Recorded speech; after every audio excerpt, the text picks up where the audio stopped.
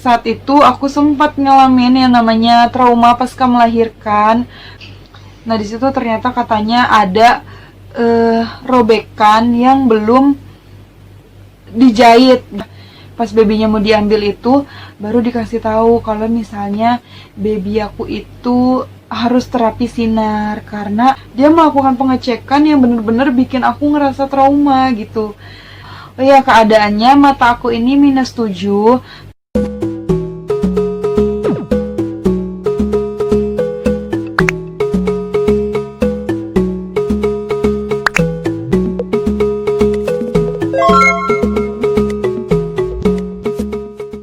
Dan karena aku mungkin semangat ya denger omongan dokternya, itu kepalanya udah kelihatan. Terus suami aku juga bilang, iya deh itu kepalanya udah kelihatan. Jadi akhirnya aku kayak semangat, walaupun saat itu aku nggak ngelihat itu ada kepala. Aku juga memang nggak ngelihat ke arah bawah ya. Aku hanya fokus aja tuh ngejan. Akhirnya aku dibantu sama suster satunya lagi, aku ngejan. Terus habis itu dibantu dorongan, perut aku didorong gitu sama suster yang baru datang itu, dibantu didorong. Akhirnya keluarlah baby Vera di saat waktu itu pas banget langsung azan subuh. Rasanya gimana? Rasanya itu saat Vera keluar, gimana ya? Rasanya kayak plong, mulusnya itu seketika hilang, lenyap, kayak kosong gitu loh. Terus ternyata tapi proses yang akhirnya lebih ngebuat aku agak sedikit trauma itu adalah proses setelah melahirkannya. Karena setelah melahirkannya masih ada yang harus dikeluarkan, si plasenta atau ari-ari ya. Jadi saat itu ari-ari kan nggak bisa kayak bayi ya. Bayi itu kan dia bisa ketika ada kontraksi dia bisa ngasih dorongan gitu kan ya, dia keluar gitu, kita bantu ngejan, dia juga ngasih dorongan gitu. Jadi itu kan kekompakan si bayinya juga. Alhamdulillah baby aku sama aku saat itu kompak, aku bersyukur banget. Terus habis itu saat setelah baby aku keluar barulah proses si ari-arinya. Jadi ketika baby aku keluar barulah ari-arinya itu dikeluarkan atau si plasentanya itu dikeluarkan. Nah, ketika plasentanya itu dikeluarkan, barulah proses jahit-menjahit. Kalau misalnya memang nggak ada sobekan, sebenarnya sih alhamdulillah banget. Jadi di Miss V kita itu tidak perlu ada jahitan gitu. Tapi kalau misalnya ternyata ada sobekan, aku dijahit saat itu, dan proses penjahitannya itu yang menurut aku sangat membuat aku hampir trauma. Karena sangat berasa aku seperti tidak dibius. Menurut aku ketika prosesnya selesai, baby V lahir, plasentanya sudah dikeluarkan. Terus habis itu proses penjahitannya juga selesai, itu sekitar jam 6-an lewat lah ya. Terus habis itu ari-arinya kan udah disimpan, plasentanya itu udah disimpan di dalam plastik sama suami aku. Suami aku beliin teh anget buat aku. Terus habis itu dapat sarapan kan dari rumah sakit ya, dapat sarapan di rumah sakit. Terus habis itu aku ditemenin sama mamaku, suami aku ngurusin plasentanya pulang ke rumah. Aku ditemenin sama mamaku. Itu sampai sekitar jam berapa ya? Pokoknya sekitar jam 10-an akhirnya aku ditemenin lagi sama suami aku, dan darahnya yang keluar itu banyak banget. Terus habis itu aku balik lagi ke kasur dan ternyata di situ aku mengalami pendarahan. Jadi saat di kasur juga aku kan pakai underpad ya. Dan itu tuh udah banyak banget darahnya keluar. Walaupun mamahku sempat bilang ya wajar lah, namanya orang melahirkan pasti keluar banyak darah gitu. Tapi pihak rumah sakit bilang kalau misalnya pendarahan aku ini banyak, nggak wajar, tidak seperti orang melahirkan pada umumnya gitu. Jadi ini yang disebut pendarahan gitu. Akhirnya udah berapa kali ganti underpad tuh di situ 3 kali kayaknya deh. Oh iya, dan sebelum pendarahan itu, aku saat pertama kali mau ke toiletnya itu, aku sempet jatuh. Padahal waktu itu, jadi saat kita habis melahirkan, itu kan nggak boleh ngapa-ngapain ya, sampai jam 8 masih aku tiduran doang. Nah ketika udah jam 8, 2 jam kan ya, aku baru boleh tuh balik kanan, balik kiri. Akhirnya aku nyoba balik kanan 15 menit, balik kiri 15 menit. Terus habis itu coba duduk, aku juga duduk. Itu aku gak ngerasain pusing sama sekali. Tapi ketika aku mau berdiri, mau ke toilet, itu ternyata aku jatuh. Jatuhnya nggak yang langsung gedebuk jatuh gitu, enggak. Jadi ketika aku turun tangga, kepala aku tiba-tiba langsung ngerasa keleyengan banget. Terus abis itu aku napakin kaki kayak nggak bisa, akhirnya lemes banget. Dimulai dari kaki itu rasanya lemes banget, kayak tiba-tiba tek tek tek tek tek ke beberapa bagian yang akhirnya lemes dan akhirnya jatuh. Jatuhnya nggak yang langsung gedebuk, tapi kayak aku masih bisa ngontrol jatuhnya. Aku nyender ke tembok gitu, tapi ketika aku udah jatuh, aku kayak nggak bisa gerakin badan aku cuma bisa bilang, aduh aku ini kenapa. Akhirnya suami aku panik. Alhamdulillah, tapi saat itu cuma gak berlangsung lama, gak nyampe semenit aku jatuh langsung bisa diri lagi. Akunya pusing gak? Tadi doang pusing, pas aku bangun lagi itu udah gak pusing. Akhirnya aku duduk dulu, terus habis itu gak lama aku langsung tiduran lagi. Nah disitu memang ternyata darah aku udah banyak keluar gitu kan. Darah aku udah banyak, udah 1 underpad gitu. Terus habis itu baru deh tuh aku ngerasain mules. Akhirnya aku bangun lagi mau ke toilet karena aku ngerasa mau buang air besar. Dan ternyata ketika aku mau buang air besar, dan keadaannya kan waktu itu mamaku bilang kalau misalnya mau buang air besar nggak boleh jongkok ataupun duduk, harus diri. Jadi waktu itu aku masih keadaan berdiri dan baru mau coba buang air besar. Ternyata bukan buang air besar yang berhasil, ternyata darah yang keluar banyak gitu kan. Nah baru deh setelah pendarahan itu terjadi, akhirnya sama pihak rumah sakit yang tadinya aku harusnya dipindahkan ke ruang perawatan, akhirnya jam 12-an aku dipindahin ke ruang HCU. Saat itu dikasih tahu kalau misalnya di ruang HCU itu aku akan dilakukan observasi nadi aku, tensi aku, dan segala macam sama pendarahan aku nih. Dan di HCU itu aku nggak boleh didampingin sama suami. Jadi di situ cuma ada bidan yang dampingin aku aja. Sebenarnya boleh dijenguk, hanya untuk 1 orang yang jenguk. Tapi karena keadaannya waktu itu lagi COVID dan lagi pandemi, sama pihak rumah sakit itu nggak ada jam jenguk. Jadi suami boleh datang, tapi kalau misalnya hanya dibutuhkan. Jadi kayak misalkan aku butuh untuk mau makan telur rebus, aku minta dibawain telur rebus, suami aku datang gitu kan. Dan itu paling cuma 5 menit doang, nggak boleh lama, dan itu nggak ada jam jenguknya. Dan di situ juga nggak boleh bawa handphone. Jadi di situ aku bener-bener kayak ya udah, cuma aku harus bed rest total gitu. Akhirnya aku dipasang lagi selang pipis. Yang dari bidan kan dipasang selang pipis, tapi ketika masuk ke IGD itu dibuka saat mau melahirkan, saat mau dipecahin ketuban kan dibuka selang pipisnya. Nah ketika masuk HCU akhirnya aku dipasangin lagi selang pipis. Aku pikir buat sebentar kan di HCU, cuma kayak karena dibilang di awalnya cuma mau dicek kayak di USG gitu-gitu. Ternyata pas aku di HCU lama, aku disuruh nginep di situ dan nggak boleh ditemenin sama suami aku. Itu aku perasaannya gimana ya, aduh sedih banget. Karena saat itu abis aku melahirkan terus proses menjahit kan, itu aku di IGD keadaannya. Baby aku nggak boleh ditaruh di situ, jadi akhirnya baby aku langsung dibawa ke atas ke lantai 5 ke tempat baby. Jadi waktu itu aku cuma bisa nyium baby aku sekali, ngelihat dia sekali doang. Terus mau minta IMD juga nggak bisa keadaannya, karena keadaannya itu IMD inisiasi menyusui dini ya. Babynya ditaruh di dada kita, tapi keadaannya saat itu nggak bisa karena IGD-nya rame, penuh, ngeri nanti babynya kenapa-napa. Jadi akhirnya nggak bisa. Jadi baby aku akhirnya dibawa ke atas ke lantai 5. Aku nggak sempet IMD, keadaannya saat itu ASI aku juga belum keluar dan aku malah pendarahan. Jadi saat di HCU bener-bener sendiri, kayak cuma ya udahlah, aku cuma di HCU cuma tiduran aja, dia bener-bener bed rest total. Dan di situ aku nggak tahu suami aku ada di situ atau enggak, tapi katanya sih ada suami aku di situ. Terus mertuaku juga katanya datang, cuma nggak bisa ketemu sama aku sama sekali. Terus nggak bisa juga ketemu sama baby aku. Keadaannya aku bener-bener sedih banget dan menanti pagi banget. Tapi iya bener, aku menanti pagi banget karena di HCU itu aku bener-bener setiap 2 jam sekali itu diperiksa. Dan cara diperiksa pendarahannya itu adalah ketika perut aku ditekan yang di bagian pusar, itu tuh aku masih ngeluarin darah yang katanya seharusnya itu nggak boleh. Jadi waktu itu katanya rahim aku belum balik ke posisi semula gitu, dia masih di atas pusar karena harusnya di bawah pusar. Jadi saat itu masih proses yang ngeluarin gumpalan-gumpalan darahnya itu gitu. Dan ketika misalkan nih aku diperiksa setiap 2 jam sekali ya, perut aku ditekan. Kalau misalnya masih keluar darah, itu diperiksa lagi vagina aku.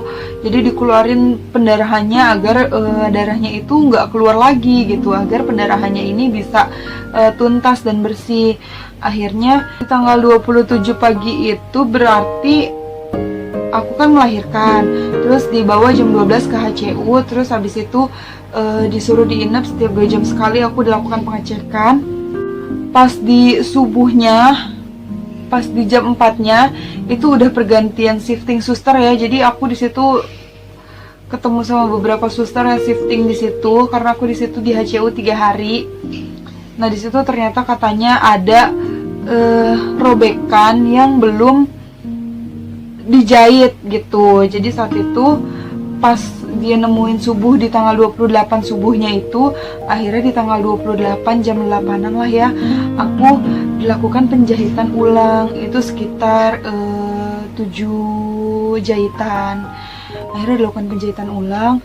Terus habis itu sorenya sampai malam dilakukan pengecekan lagi. Katanya kalau misalnya siangnya dilakukan pengecekan lagi, kalau siangnya bagus bisa pulang sore. Tapi ternyata masih belum, masih ada sedikit pendarahan, jadi masih dilakukan observasi lagi. Jadi akhirnya aku nginep lagi di HCU. Jadi aku kira-kira di HCU sekitar 3 hari karena belum boleh pulang. Jadi ya udah, aku masih di HCU, dikontrol lagi, minum obat, diinfus, diambil darah, dicek HB-nya, dan aku sempat transfusi darah 1 kantong waktu itu karena aku kekurangan darah, katanya HB-nya rendah. HB aku pertama 13, terus sempat 11 ya. 13 sempat 11, terus habis itu 8 ya. 8 apa 6 sih?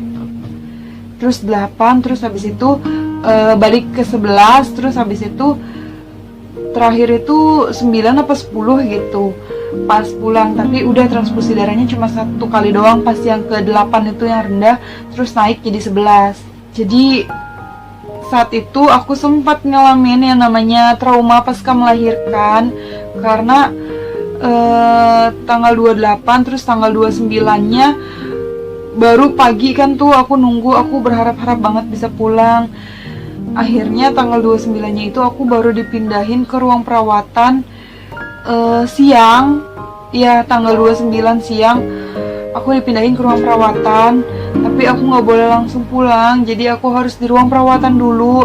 Dan itu keadaannya aku juga masih belum ketemu baby aku, padahal aku lahiran tanggal 27, tanggal 29-nya aku masih belum bisa ketemu baby aku.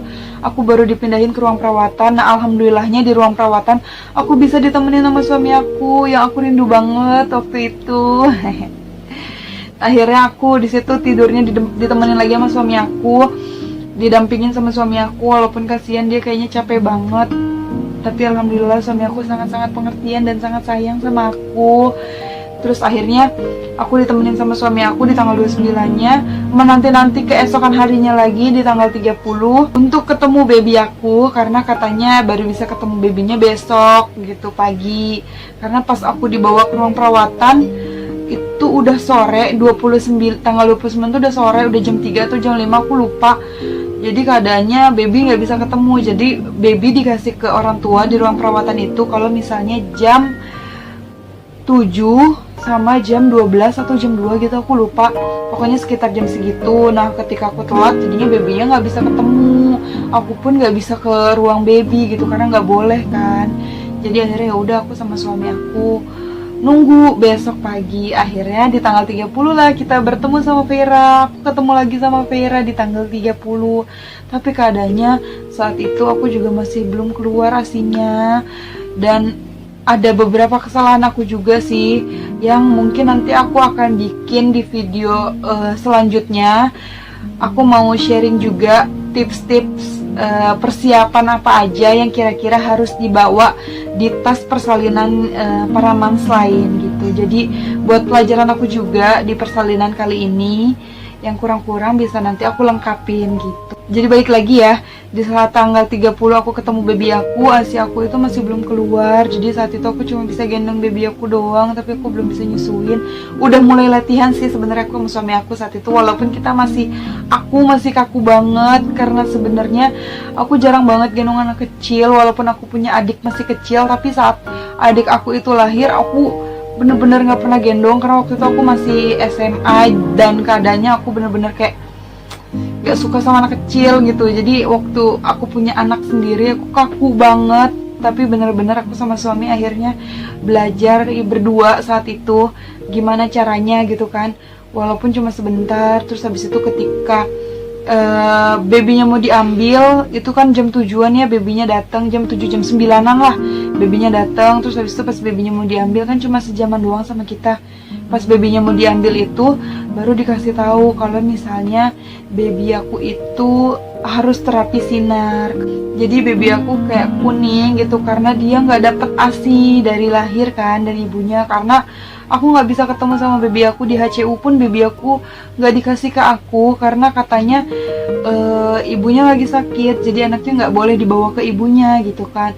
Jadi aku benar-benar nggak ketemu sama baby aku dari tanggal 27 sampai tanggal 30 baru ketemu, baru mau mulai latihan menyusui. Tapi ternyata baby aku harus terapi sinar, jadi akhirnya baby aku ditinggal di situ semalam lagi, dan baby aku baru pulang ke rumah tanggal 31. Jadi saat itu pas aku pulang ke rumah di tanggal 30 kan aku udah boleh pulang ke rumah jam 3 sore, aku baru boleh pulang ke rumah. Nah di saat aku pulang ke rumah aku nggak bawa baby aku. Di situ aku cuma boleh pulang sendiri, dijemput sama mamaku juga sama adik-adik aku, tapi belum bisa bawa baby aku. Dan aku baru bisa bawa baby aku di tanggal 31-nya. Dan di tanggal 30-nya pas aku pulang ke rumah, aku langsung sama suami aku melakukan proses laktasi. Mungkin nanti kalau misalnya ada yang mau tahu juga proses yang aku lakuin itu seperti apa, boleh tulis di kolom komentar ya.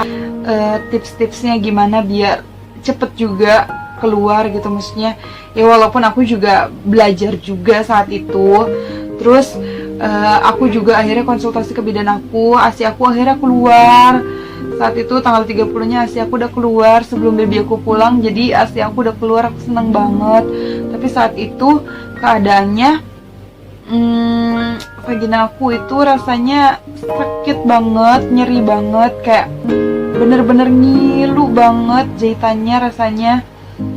Jadi akhirnya di tanggal 31-nya juga aku minta cek sama bidan aku, karena jujur aku sempet trauma banget sama rumah sakit itu, karena sejujurnya pelayanannya sangat tidak ramah ketika aku di HCU. Ada beberapa suster yang mungkin ramah, tapi ada juga beberapa yang nggak ramah gitu loh. Jadi kayak dia melakukan pengecekan yang bener-bener bikin aku ngerasa trauma gitu di beberapa bagian tertentu yang aku nggak bisa ceritain, tapi bener-bener buat aku ngerasa trauma dan gak mau lagi aku kontrol ke rumah sakit itu. Sampai akhirnya aku memutuskan untuk kontrol baby aku pertama kali juga aku balik lagi ke bidan aku, jadi aku gak mau ke rumah sakit itu gitu. Terus akhirnya di tanggal 31-nya aku akhirnya ketemu lagi sama baby aku bisa bawa pulang baby aku didampingin sama petinya dan sama omanya. Saat itu ada mamahku ada, terus mamahnya suamiku juga ada, mertuaku ada gitu kan ya, lengkap alhamdulillah. Baby Faye bisa dibawa pulang ke rumah saat tanggal 31 itu dengan keadaan yang dia sangat mungil banget. Oh iya, berat badannya baby Faye waktu lahir itu 2,5 dengan panjang badannya itu 46 cm. Jadi berat badannya 2,5 kg, panjang badannya 46 cm.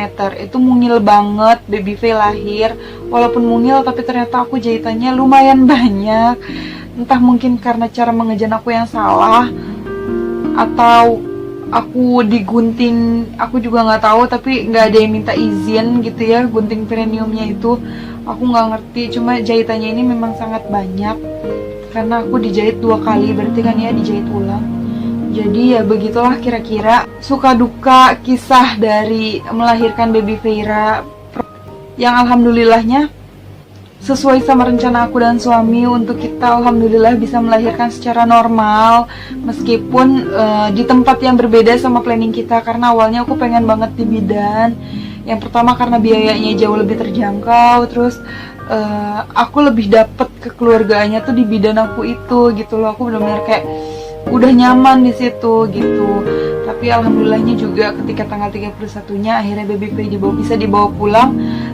Aku juga seneng akhirnya udah bisa nyusuin baby Faye, walaupun ada dramanya lagi ternyata setelah itu, tapi nggak apa-apa. Aku bener-bener menikmati, mensyukuri segala proses yang telah aku jalani. Bener-bener kayak ini adalah satu tahap kehidupan yang harus aku jalani dan sangat aku syukuri.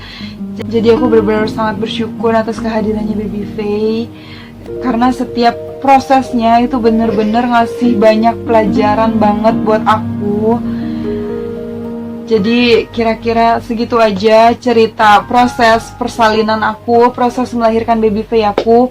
Oh ya, keadaannya mata aku ini -7, tapi alhamdulillah saat aku konsultasi ke bidan aku, mereka kan menyanggupi untuk aku bisa melahirkan secara normal di sana. Walaupun ternyata ketika aku di hari haknya itu tensinya tinggi, jadi akhirnya harus ditindak rumah sakit, tapi ya udah nggak apa-apa. Jadi alhamdulillahnya dengan segala ketidakmungkinan itu menjadi mungkin, benar-benar semua karena kuasa Allah. Dan sebelum proses persalinan memang aku sama suami udah ikhtiar. Kita dari baby Faye umur berapa bulan ya, ketika dia udah 8 bulan kayaknya belum masuk panggul kan ya, aku sama suami aku akhirnya setiap hari itu jalan 15 menit sekali. Terus habis itu lanjut lagi dari yang tadinya jalan 15 menit sekali jadi naik turun tangga, jalan terus naik turun tangga gitu. Terus habis itu jalan cepet, semakin mendekati harinya memang udah di kasta bidan aku untuk jalan cepet, terus jalan jinjit-jinjit sama yoga. Aku pernah ikut yoga sekali. Terus habis itu di rumah juga aku akhirnya yoga sama suami, yoga ala-ala nonton di YouTube aja gitu sama suami aku berdua. Tadinya mau beli gym ball juga, tapi karena ruangannya kecil di rumahku, jadinya kita nggak beli gym ball, tapi kita yoga ala-ala aja, nggak apa-apa, sama aja. Jadi bener-bener setiap proses yang akhirnya aku lewatin sama suami aku, alhamdulillah membawa kebaikan juga untuk aku dan suami. Jadi buat para moms yang mungkin sebentar lagi akan melahirkan, tetap semangat, tetap ikhtiar, dan tetap positive thinking bahwa setiap prosesnya pasti akan mendapatkan hasil yang baik. Walaupun apapun itu hasilnya, melahirkan secara sesar ataupun secara normal, kita semua tetap adalah ibu untuk anak kita. Kita semua adalah perempuan yang hebat karena bisa membawa bayi ke dunia ini. Bahkan sampai detik ini pun aku nggak menyangka bahwa ada satu kehidupan yang berasal dari aku, dari rahim aku, keluar dari rahim aku. Bener-bener aku sama suami sangat bersyukur atas kepercayaan yang udah Allah kasih ke kita berdua. Jadi kira-kira begitu cerita suka duka aku sama suami aku saat melahirkan baby Fira. Walaupun ada dukanya, walaupun ada dramanya, tapi aku sama suami tetap bersyukur karena banyak banget di luar sana yang menantikan juga baby kayak aku sama suami aku. Jadi kita cuma bisa ngucap alhamdulillah dari setiap proses yang udah kita jalanin meskipun ada dramanya. Segitu aja cerita proses saat aku melahirkan. Mungkin nanti aku akan minta untuk suami aku ceritain juga versi dia gimana saat dia nemenin aku melahirkan baby Fira. Nanti aku akan coba bujuk suami aku kalau misalnya dia mau buat videonya. Kalau misalnya mau, nanti kalian tunggu. Terus aku juga sebenarnya udah nulis cerita ini di blog aku. Aku punya blog berdua sama suami aku. Nanti aku akan tulis linknya di deskripsi blognya buat para moms yang mungkin pengen baca cerita aku sama suami aku. Boleh klik linknya nanti di deskripsi ya. Boleh dicek. Terima kasih udah nonton video ini sampai akhir. Buat kalian yang suka sama video ini, jangan lupa untuk klik like-nya dan jangan lupa tulis di kolom komentar saran dan kesan kalian. Terima kasih sudah nonton video ini. Dadah!